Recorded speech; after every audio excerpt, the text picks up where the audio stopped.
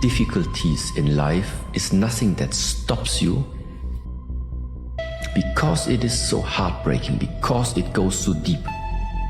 It carries the potential for the highest transformation.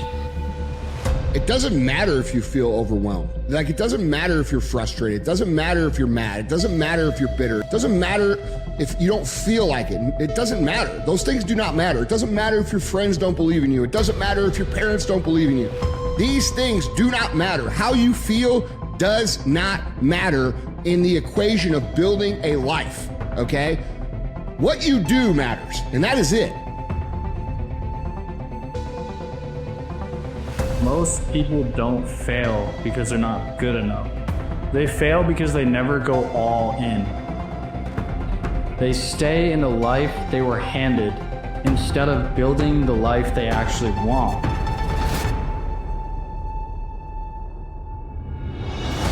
When you ask for strength, you're not going to be given strength. You're going to be given an opportunity to be strong. So when you want to change your mindset, when you want to become more mentally strong, when you want to become more disciplined, you're not just going to be granted superpowers that allows you to endure and allows you to do the things that you don't want to do.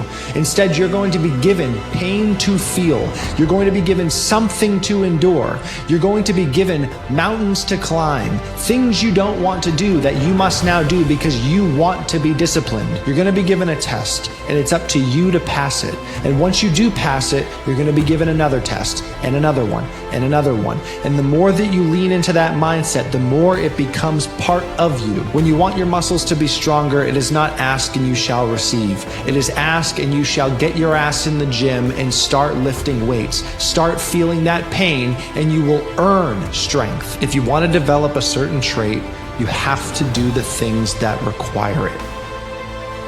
A friendly reminder that in 3 generations, everyone who knew us will be dead, including the people whose opinions stopped you from doing what you wanted all along. Imagine that someone you know achieves every dream and hits every goal they have. Years later, they get old and die. 2 years after that, how much do you care? About as much as everyone else will if you accomplish your goals and dreams. Do it for you. This is so simple, I don't want you to miss it. Most people don't lead their life, they accept their life. And when you accept your life, you are living on things that are not worthy of your time and effort and energy.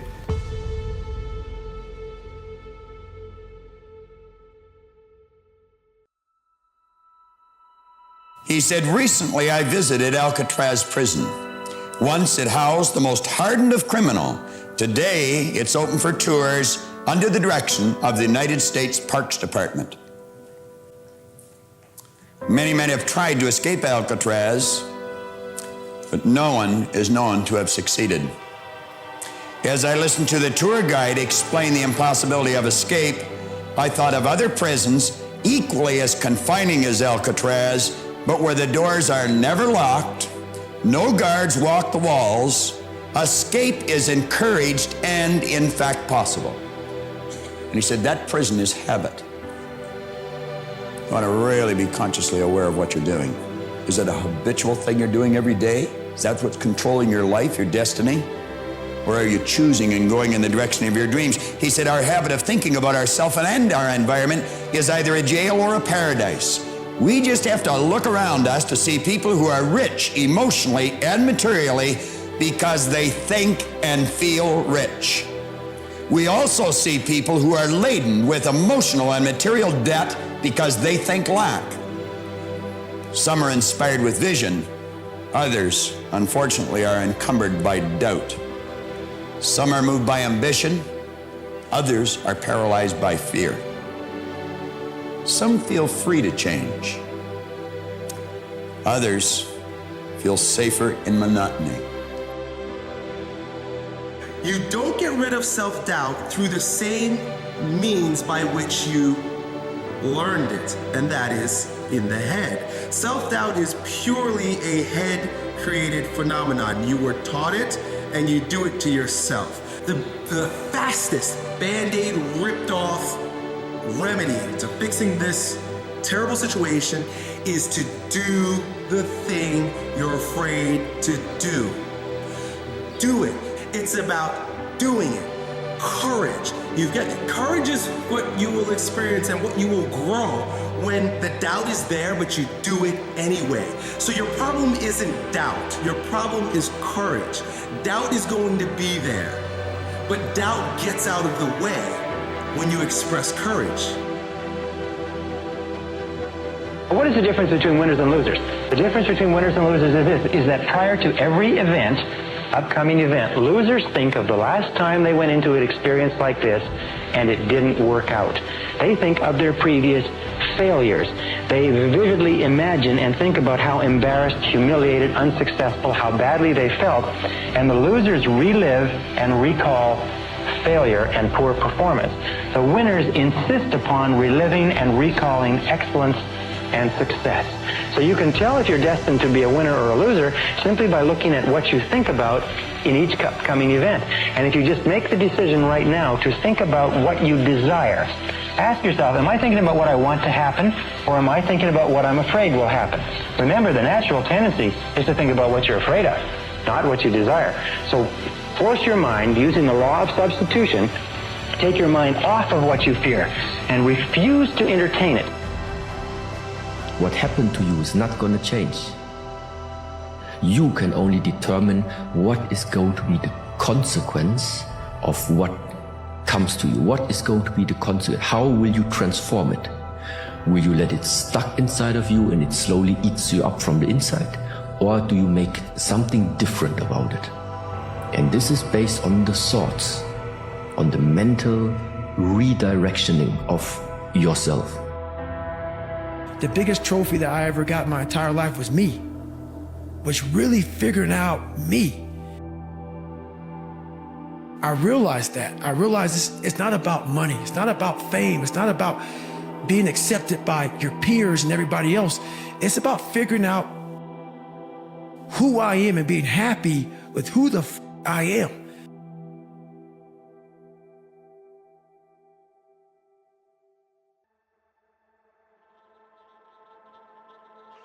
Aren't you sick of getting on Instagram and seeing someone else putting in the work that you should be doing? You can watch someone else all day long, but don't you think life would actually change if you were running the miles or starting the business? You've got to stop just being a consumer of greatness and start producing it, because an extraordinary life doesn't happen by accident, and no one's gonna make it happen for you.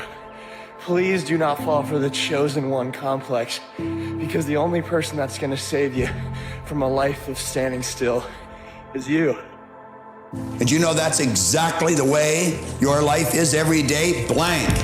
Nothing there. Put on it anything you want. You don't have to let what's on the previous page determine. You don't have to let what somebody tells you is coming determine. You can put anything on it you want. You got a clear sheet. Every one of us has. Now, grasp that. We can start over right now, build the image. Doubt is like it's burned off by courage. Ralph Waldo Emerson said, do the thing and you will have the power. We're waiting for the power. We're waiting not to self-doubt any longer, right? Whatever it is that you're deciding that you want to do with yourself, that you're doubting your ability on, just do it. Get up completely.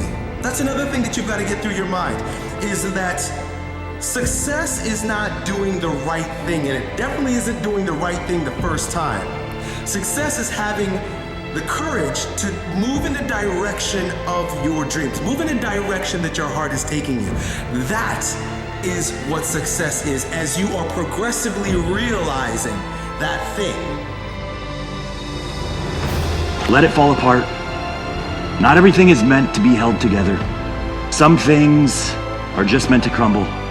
The discomfort, the uncertainty, the chaos, it's not a sign that you're failing. It's proof that you're outgrowing who you used to be. You don't have to see the whole path right now. You just have to trust that where you're headed is better than where you've been. So let the old version of you dissolve. And when the dust settles, you'll realize that you never needed to hold on.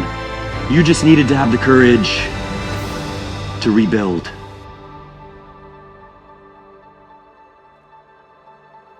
Winston Churchill said, and I quote, "Success is going from failure to failure to failure without a loss of enthusiasm." It doesn't matter if you win, that's not success. The success is going from the failure to the failure to the failure and still being excited to show up. It's like, this is how I liken success. Success is like love. You know the beautiful part about love? Getting the kicked out of you and then coming back for more. That's so optimistic to be like, whoa, I just had my ass handed to me, and yet I want to be vulnerable again. I want to go through this again. I want to open myself up to this. I want to be touched by that. I want to feel that. Fucking people can get behind that, man. We can get excited about that. We want to be friends with people like that. We want to feel that in our own lives, that willingness to have tasted defeat and still come in open and not jaded. How beautiful is that? As the greatest hazard in life is to risk nothing. The person who risks nothing, does nothing, and has nothing. You may avoid suffering and sorrow,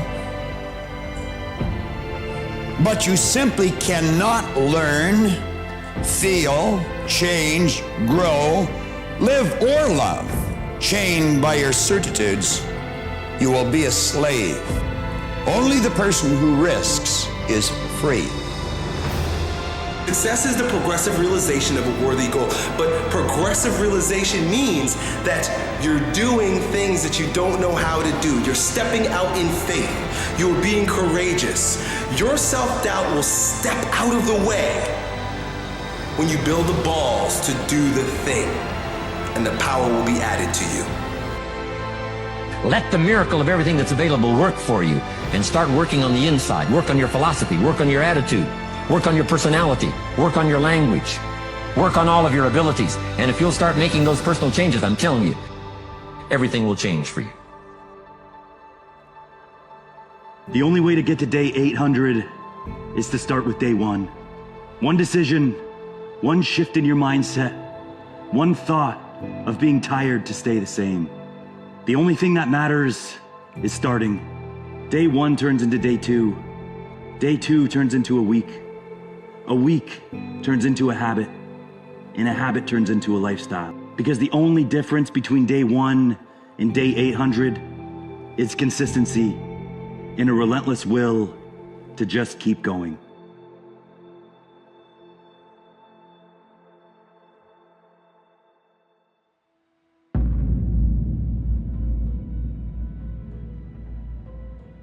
Compare yourself to who you were yesterday, not to who someone else is today.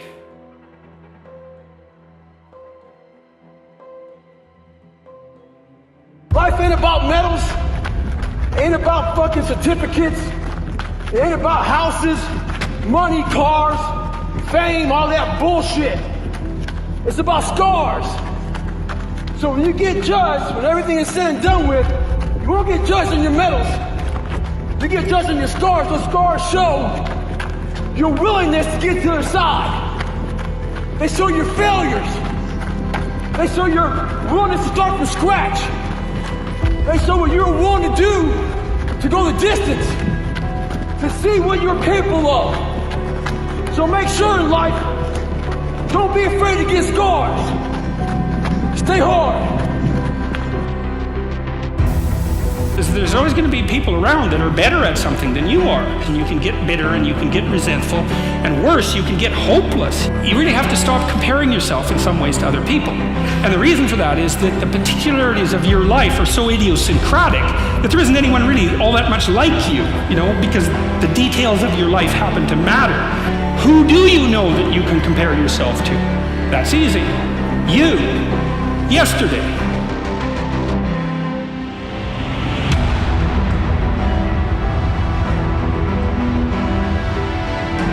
Your life isn't going the way it is, you can find someone else to blame, or you could think, okay, how do I know if my judgment is accurate? And the question is, well, have I really done everything I possibly could to set my life straight? Well, so there's a task.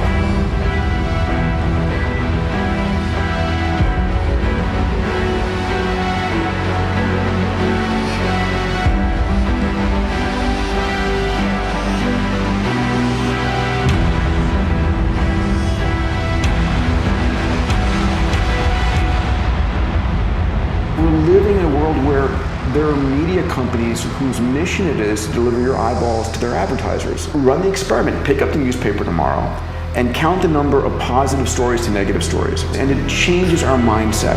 And it puts us in a state of fear. And your brain is the most powerful weapon. Once you put away your phones and your computers and all that shit we have nowadays, yeah, that's great, but your brain is the only thing you have when you're going through depression, when you're going through hard times, when you're going through real life shit. You can't Google that shit, man. You're alone. You're alone. You may have a shrink you're going to, you may have a best friend you're going to, but there's 24 hours in a day where you're alone in this brain, and your brain is talking to you in all kind of ways, and it wants to control you and pull you in these different pockets. If you can't control your own brain, and your brain controls you, you're fucked.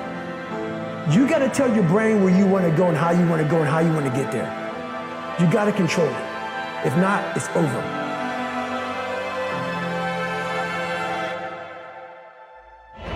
Hard work.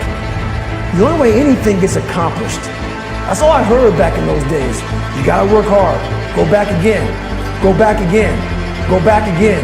Going back and going back and going back until the shit just becomes, your mind will say, fuck, okay, we're gonna figure it out. We'll find a way. Because he is not going to stop. And that's how you get through things. You put yourself, you immerse yourself in wherever it is, and you become that.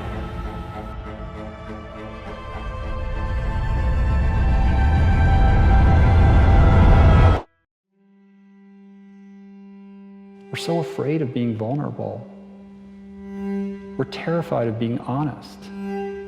We're so used to being judged and being held to a standard that society sets for us that we don't give ourselves permission to even ask these questions, let alone answer them. Decide what you need to do and act.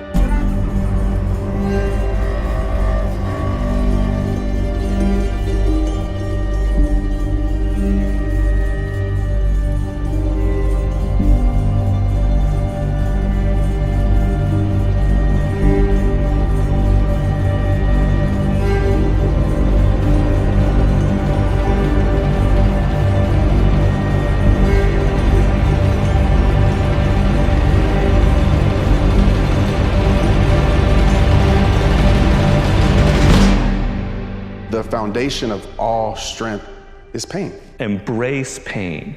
Pain is something to embrace. If there's no resistance to you, you're not going to get anywhere in life. The purpose of a goal is not getting it anyway. The purpose of a goal, who you become. Who you become is going to make you happy or it's going to make you sad.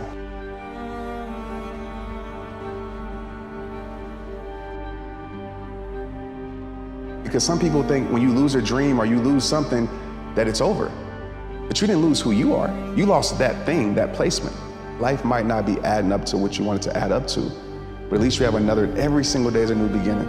Every day is a new beginning. And certain days aren't gonna look like you want them to look, but at least you have another chance. Like 150,000 people die every day.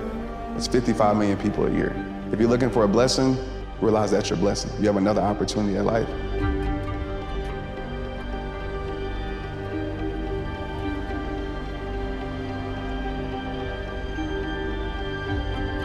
The only way you're gonna get strength in your life is if you go through that hard moment, that tough moment.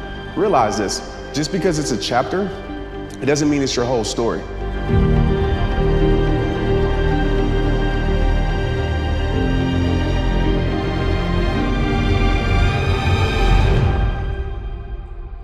Most people think the things that are temporary are the permanent things. The temporary passing, I'm going through a breakup. You don't understand that in a month you're gonna be okay. When you're in a low, when you're feeling bad, you think that thing you're feeling is how you're gonna feel forever, which is what makes it feel worse. All of your emotions are temporary. They're passing things.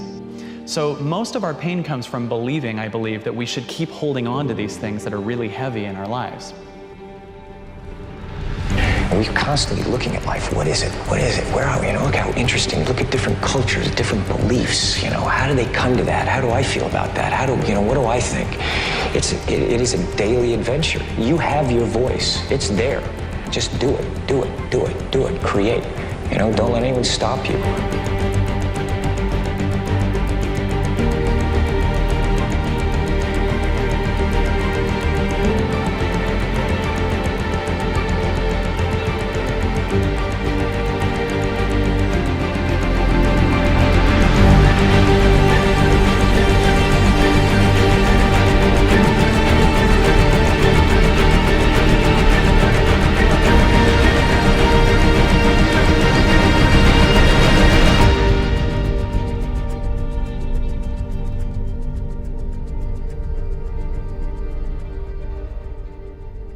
When you can realize that your worst days were truly your best days.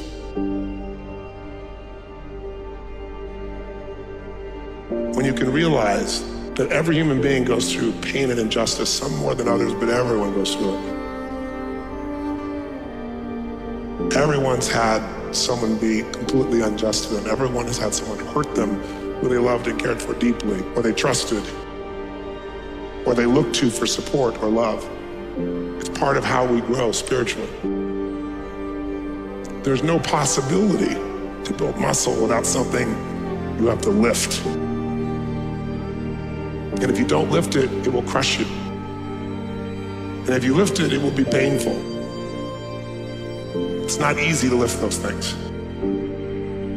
But the day in which you finally find inside yourself the story and state that finally makes you no longer be willing to be pressed down by your past, that's the day your life not only changes, but you also now have the ability to give a gift to others.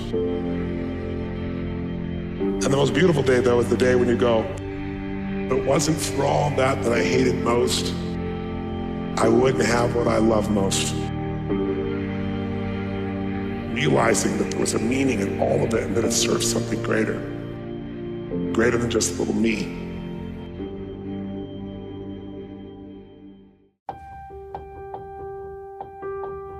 Can't tell me you ain't tried.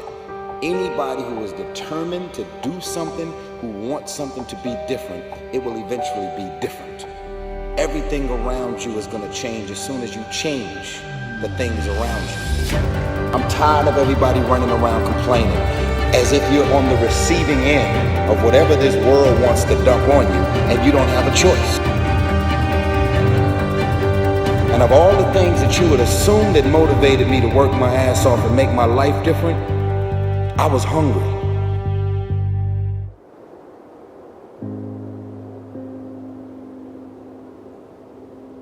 The game you think you're playing is money. But I promise, the game you're actually playing is brain chemistry. If I gave you $4 billion tomorrow, but inside you felt suicidal and you felt worthless, what would be the point of the money? Conversely, if I gave you $3, but you felt fulfilled and like you were contributing not only to yourself, to your family, to other people, you felt alive inside and what you're doing meant something to you and you felt that you had significance, what does the money matter? Number one, what we're really talking about here is contemplation.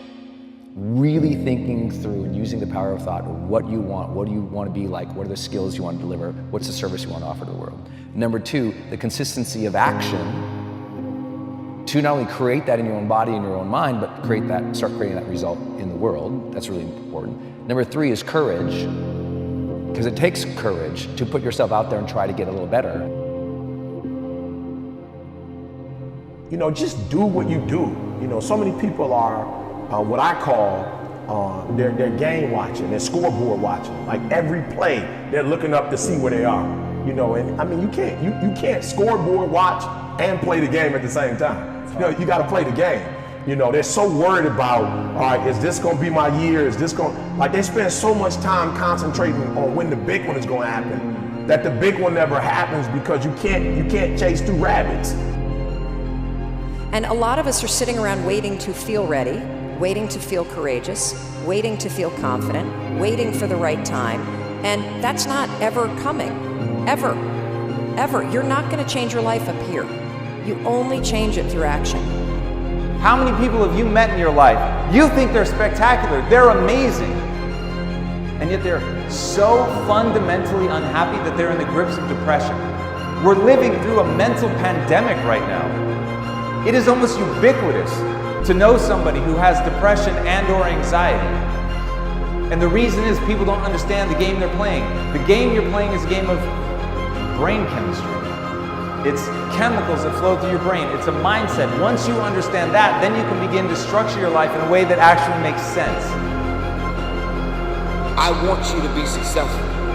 It's time to grow up, man. Excuses sound best to the person that's making them up.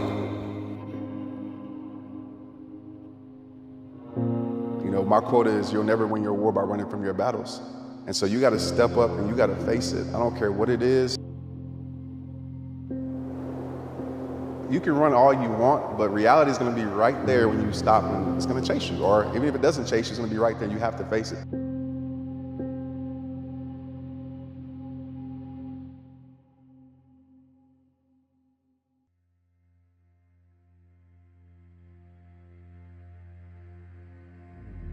And I think that's greatness. I think what people get confused is, they're grinding with a goal. And I'm not saying you shouldn't have goals, but you should be grinding for grinding's sake.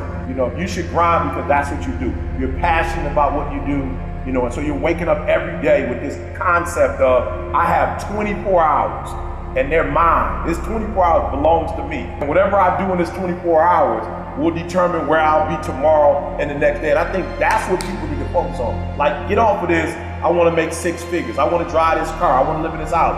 I think what people should be focusing on is, I have 24 hours. And in that 24-hour period, I can either break my life or make my life. Yeah, motivation is great if you feel motivated, but it's garbage, and it's a losing bet to wait to feel ready. Because your body's not designed that way, and neither is your brain. And so I want everybody to understand that, first of all, you can't control the things that trigger you, and the fact that you're going to feel afraid and you're going to feel doubt and you're going to feel uncertain. But you can always interrupt that feeling and take control in the moment and actually shift what you're thinking and shift how you behave. We're beating ourselves up.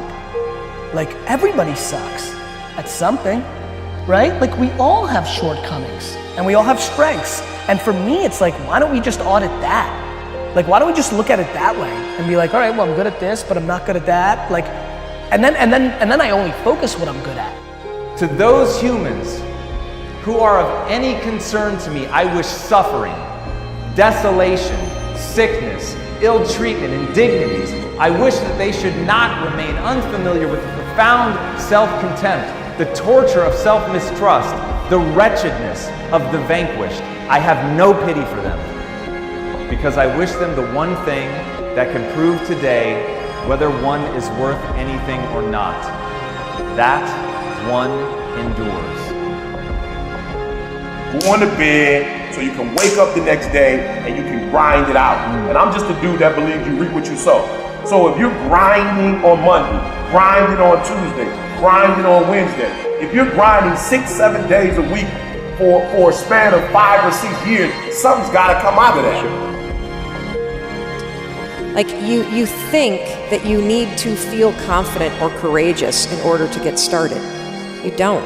You actually just have to start, and that's the riddle of life. That lying in bed, hoping that you wake up some morning motivated to change, that's not the answer. You actually have to learn how to push yourself. You have to learn how to leverage the power of your decisions, and you've got to learn how to take action when you don't feel like it. I don't judge myself. I'm fully in love with myself. But I'm also fully in love with everybody else too, right? It's not like it goes both ways. Like, I tell people to buy into me, that work for me, it's because I buy into them first. Everybody makes these big deals out of things that just don't matter. It's perspective. My selfishness comes from my selflessness.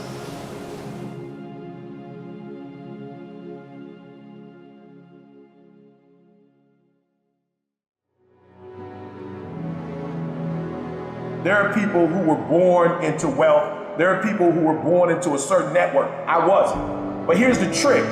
Even though I don't have what they have, I can outwork you. So if I'm getting up at 3 o'clock in the morning, and as sweet as you are, networks, parents, wealth, opportunities, and you're getting up at 8, I've got a 5-hour jump start on you. So what I'm trying to explain to people is my ritual is, I'm gonna beat you to the spot.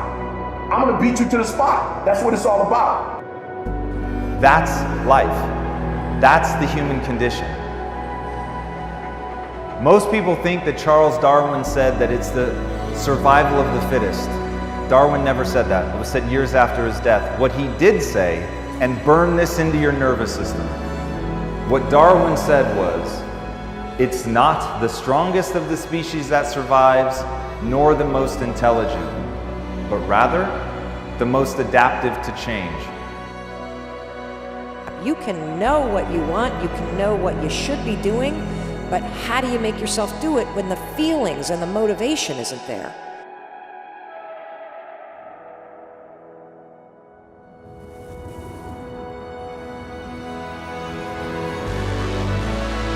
And so I'm gonna say, I guarantee you, this year could be the best year of your life if you execute more. I'm not saying you're not executing, but I'm telling you, if you were to execute 100% of the time, you probably would add another comma to your income. Just by executing within the time frame you say you're gonna do it, and executing with excellence.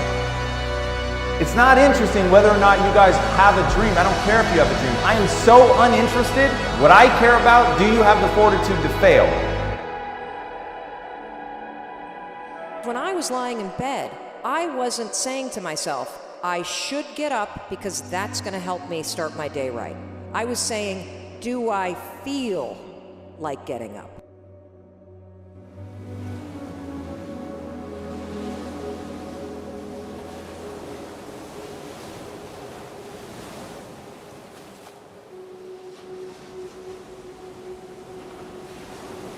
We know what to do. Why don't we just do it? And particularly in today's age where we have the world's information at our fingertips, we don't have the excuse of not knowing what to do anymore. Who doesn't know basically how to lose weight? Who doesn't know that if you want to have better relationships with people, you have to be fully present with them? Who doesn't know that if you want to do better at your job, you have to do the work, especially the hard stuff that other people don't want to do? We know these things. So there's no excuse anymore to say, well, I just didn't know how. What we're lacking is the ability to follow through. We're lacking the ability to avoid distraction. Getting ahead in life is not just about doing the right things. It's about avoiding not doing the wrong things. And that's what becoming indistractable is all about. It's about whatever it is that you say is important to you in your life, how do you make sure you do those things? So let's start with defining what we mean by distraction.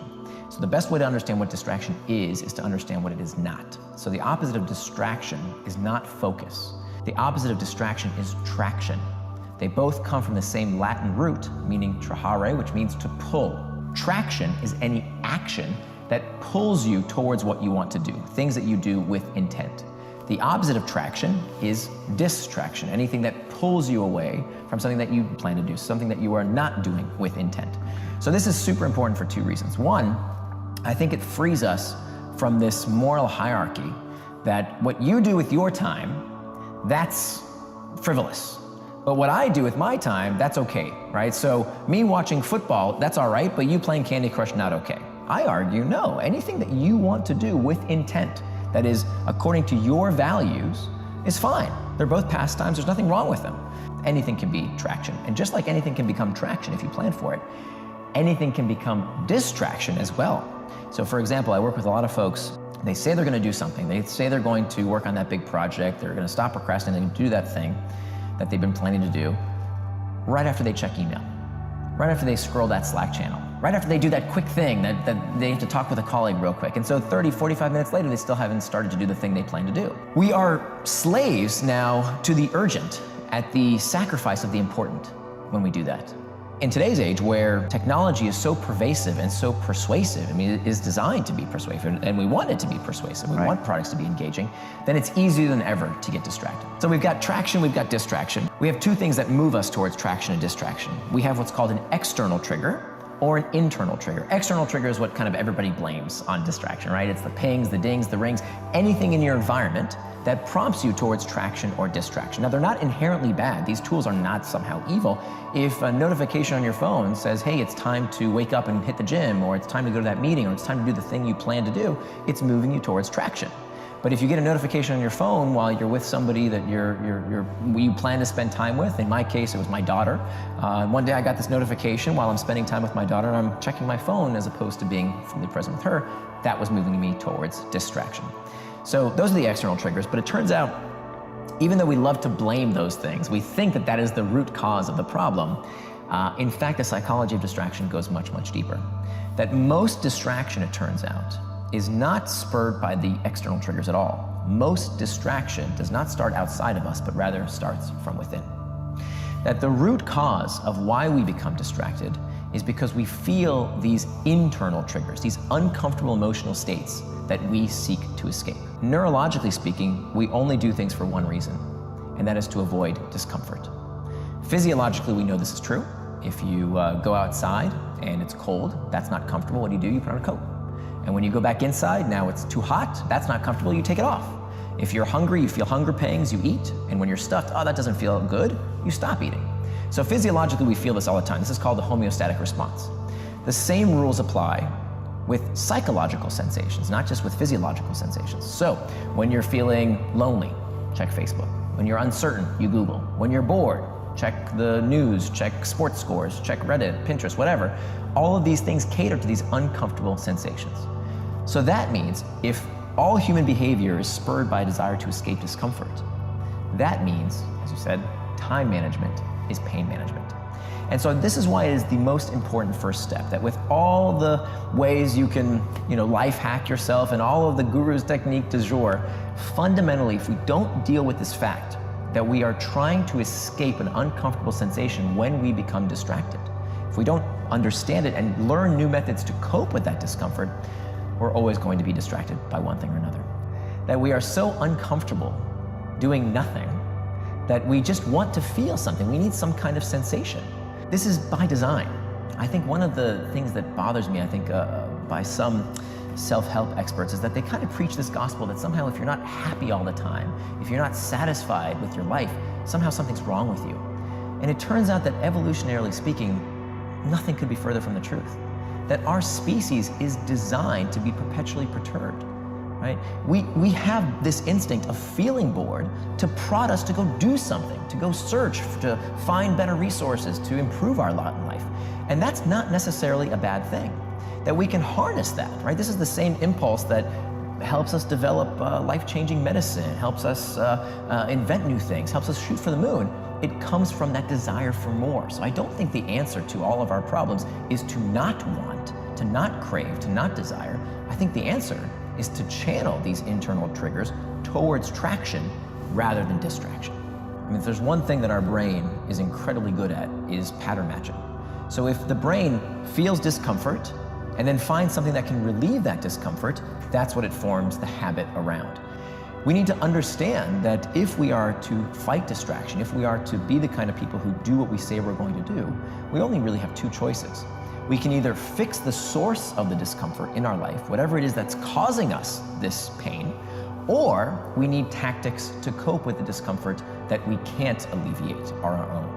For example, part of being human is that part of the human condition is that you can't solve every problem in your life. You can't even, I would argue, you can't even keep yourself from feeling those feelings. What you can do is change how you react to your emotions.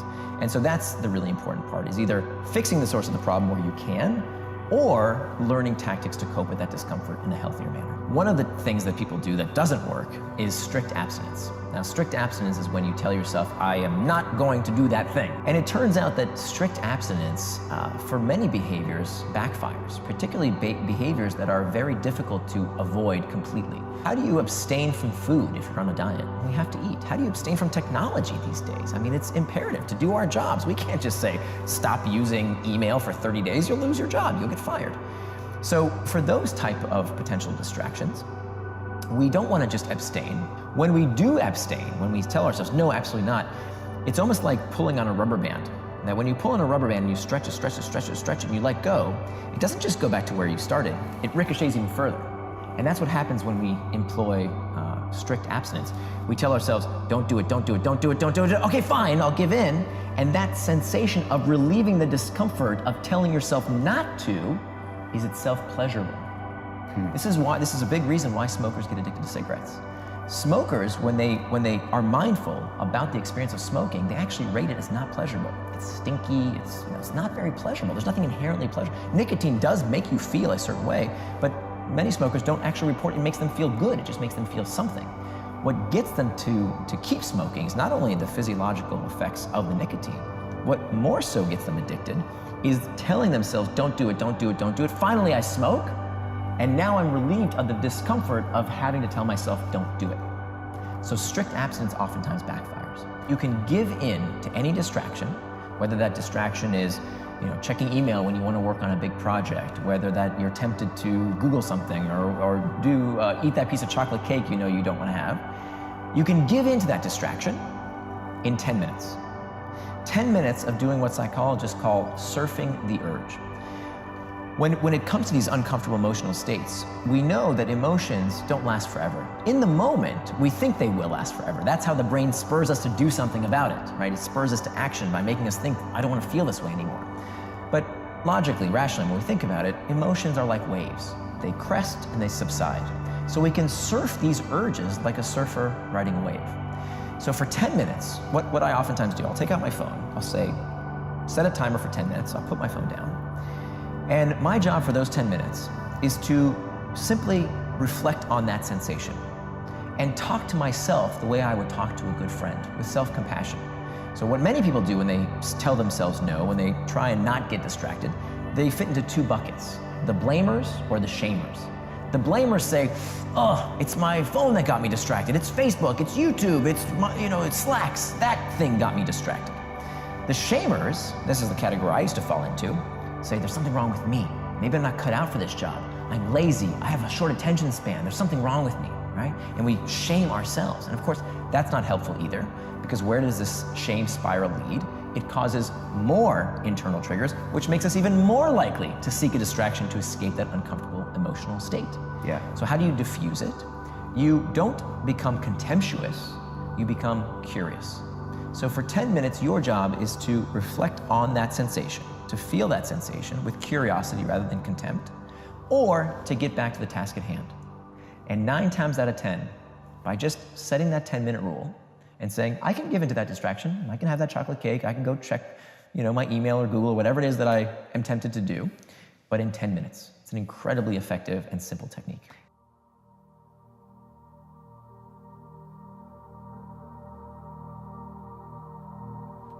What does it take to do the impossible? What does it take to achieve paradigm-shifting, never-seen-before breakthroughs? Again, I've worked with thousands and thousands of addicts. I've never met one in my entire life who said, I feel enough. But many who said, I don't feel enough. I'm trying to fill this emptiness inside. You can't fix an emotional pain with stuff. Obviously we think we can. We shop and buy stuff to fill up this pain, but it doesn't work. You have to recognize that what lies beneath self-hatred, self-sabotage, procrastination, and so many more things is this inner feeling, I'm not enough. Because if you got $1 billion and every day you live pissed off and frustrated, the quality of your life is called pissed off and frustrated. But if you have nothing, but you're euphorically grateful for whatever you have, you're the richest person that you're going to know. It is a state of consciousness known to researchers as flow. Now, you may know flow by other names, right? You may call it runner's high or being in the zone.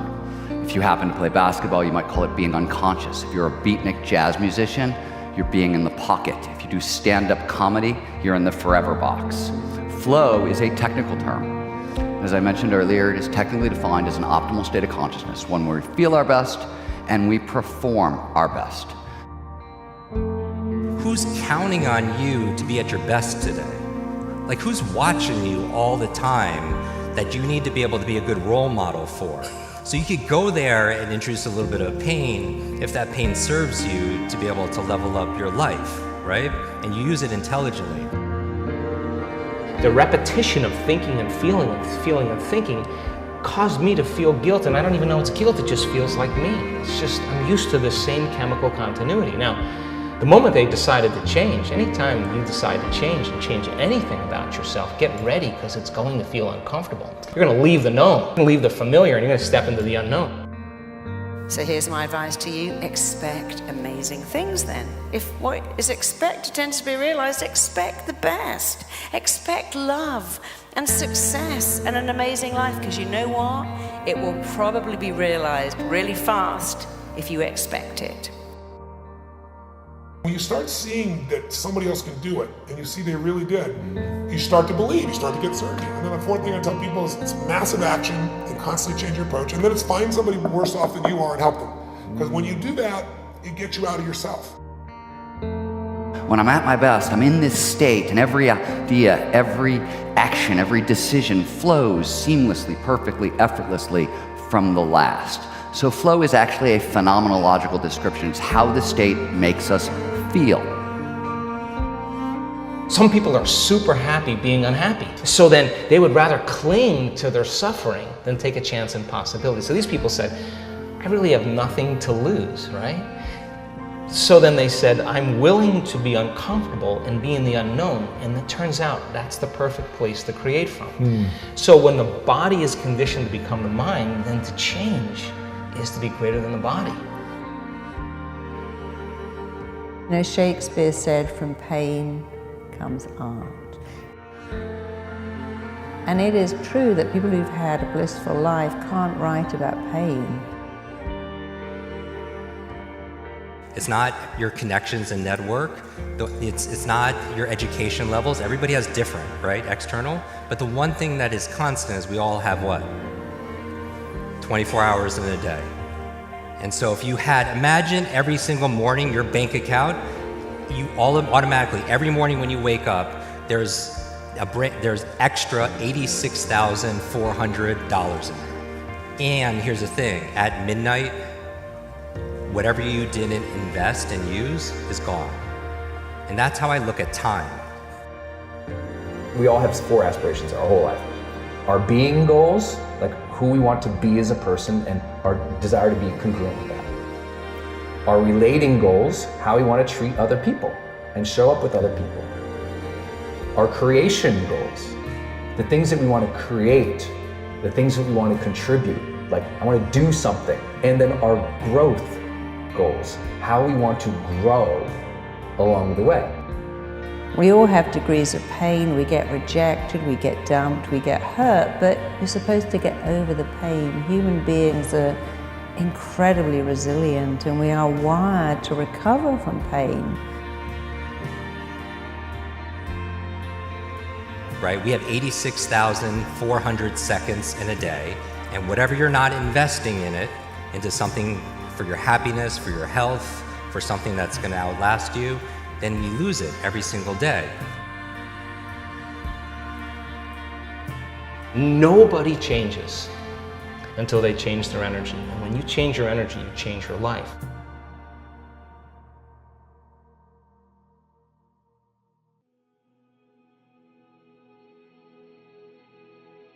I'm useless, I'm spectacular, I'm terrified, I'm delighted. And by the way, fear and excitement are exactly the same. You can be on a fun fest screaming your head off and going, oh, look at that wheel. Are they scared or excited? I don't know. Do you? Because it's the same. When you're excited, you scream. And when you're scared, you scream. You think about most of your fears, most of your anxieties. Very few of them are in the right here, right now.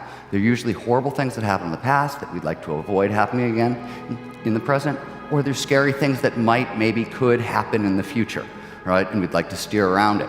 When we end up in the deep now, when time gets shut down in a flow state, anxiety disappears. Your stress hormones flood out of your system. I want to be a good person who's congruent and proud of myself. I want to relate with other people so there's deep, real, meaningful connections, love, and care. I want to create things that I feel like draw out my passions and make a difference. I want to grow into the best person I can. If we all have that same thing, what's the difference makers? Usually 2 things. Number 1, did you take command? Then the other thing is community, the people that you're around.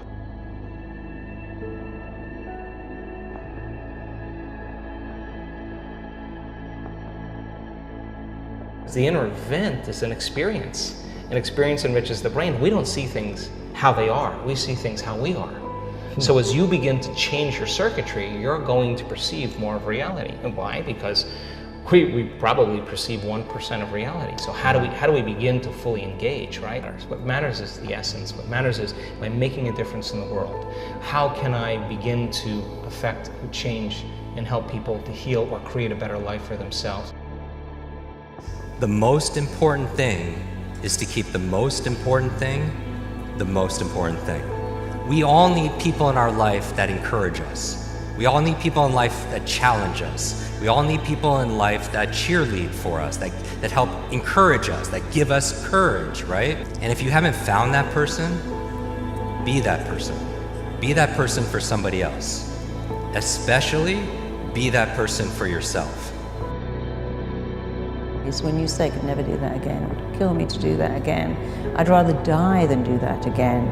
Now our mind is very certain we must not go through that again. And it allows us to hold back and live a very limiting life because we told it something utterly untrue. You can go through anything. If it doesn't kill you, it'll make you stronger. The internal mayhem of the self-doubt, the fear, the frustration, the lack of motivation and discipline that just upsets us that we all have. But the real mayhem that really messes up people in the influencer space is the relationship mayhem.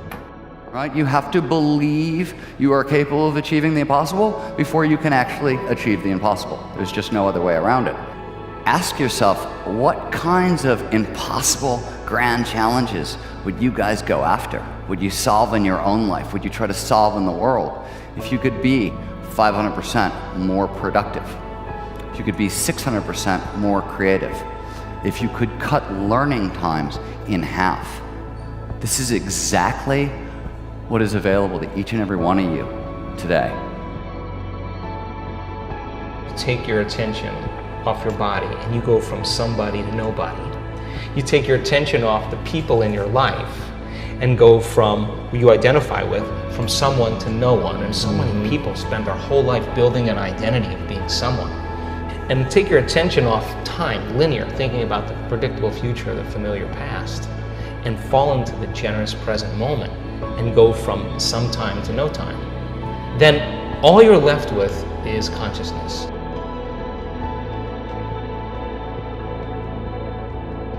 You know, like living your dreams, let's be really frank, can be scary. But you know what's scarier? Not living them.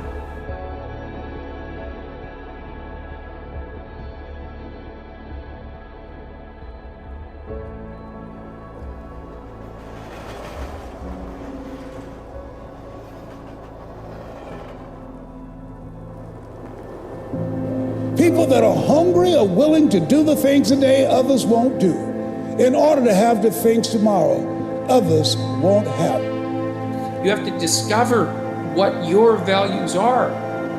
It's part of the reason why I think that you need to tell the truth, because you're forced to negotiate with yourself to operate properly in the world. And if you've warped yourself, let's say, or some elements of yourself by engaging in self-deception and lies, and you're not, now because of that, you're not who you could be, and you don't live in the world as you should live in it, then when you discuss with yourself what your value should be, it will be as if you're discussing it with someone that you can't trust.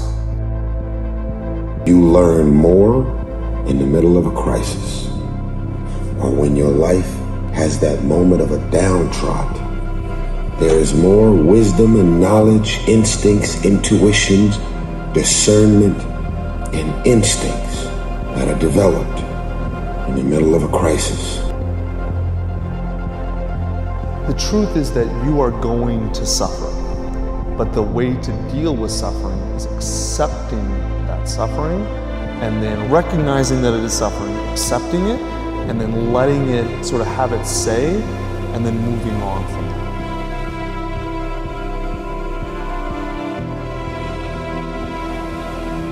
All of the power that you have and all of the strength that you have and all the ideas that you have are born in your uniqueness.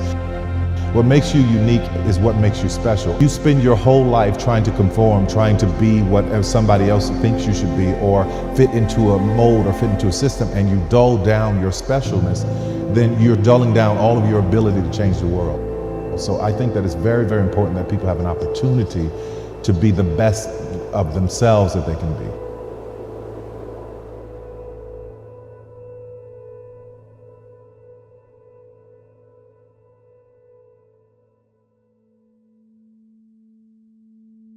Actually, we should play like champions and train like underdogs. Why? Because the underdog works in a way not worrying about what anybody else thinks or believes. That gives you an edge. It gives you a phenomenal advantage when you're not actually worried about what will people say. When you're not concerned by, am I going to fail? Am I going to look worse? See, when we become successful, even as underdogs, if we've risen to success, the biggest enemy of that success is not reconnecting to that feeling of an underdog. So no matter how much success you've achieved, always remind yourself the mindset of an underdog is the mindset that nurtures talent, that nurtures success, that harnesses your true potential.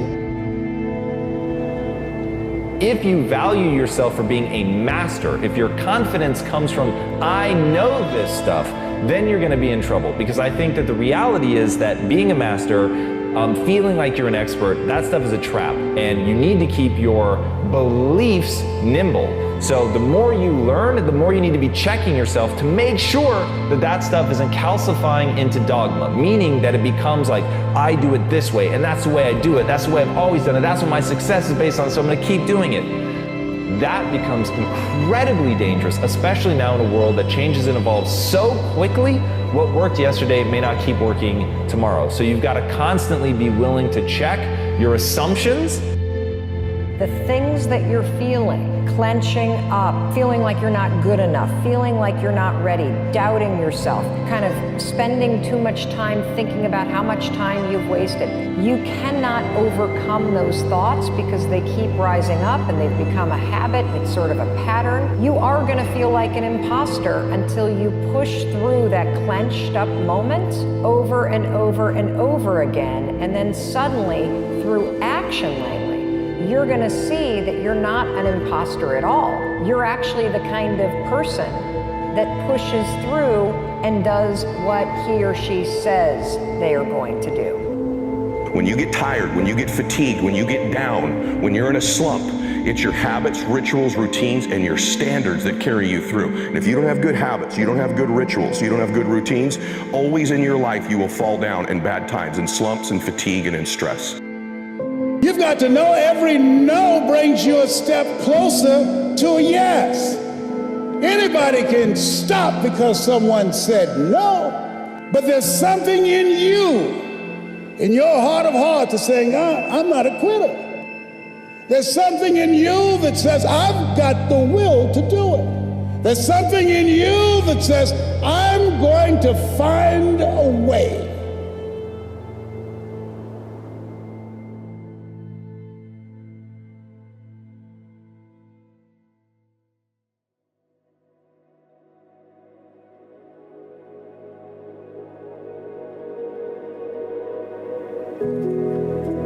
You can't straighten yourself out merely as a consequence of hope. Let's say you lay out a vision for the future and you think about what your life would be, what you'd like your life to be like. And then that makes you hopeful and it motivates you because it gives you something worthwhile and higher order to work for, right? And that's useful. That's positive emotion working for you because positive emotion is experienced in relationship to goals. But it's not as useful as also being chased by something you're terrified by. And if you have a good sense of how you'd fall apart if you stayed weak and just exactly what kind of hell that would be, then when you determine to do something like to tell the truth and to say what you think and to not do things that you hate, then you're going to be pulled along by the purpose that your vision has provided for you, but also pushed along by your desire to avoid the worst forms of hell that you've already outlined for yourself. And we want to be them. We want to be someone else. And in doing that, you lose all the potential of who you are. You mimic, you be them, you are them, you become them, and you lose you. And we look up to so many people in this world who will let us down. We're humans. I'm gonna let you down. You're gonna let somebody down. And you put them on a pedestal, you then lose time when that person comes up and lets you down. You must hold yourself accountable, and being your hero, that's what that does. You make yourself so totally accountable for who you are. You focus on you and only on you to become the best person you can be for others. Because we leave a lot on the table, not searching who we are. And then therefore, you die not knowing your greatest potential.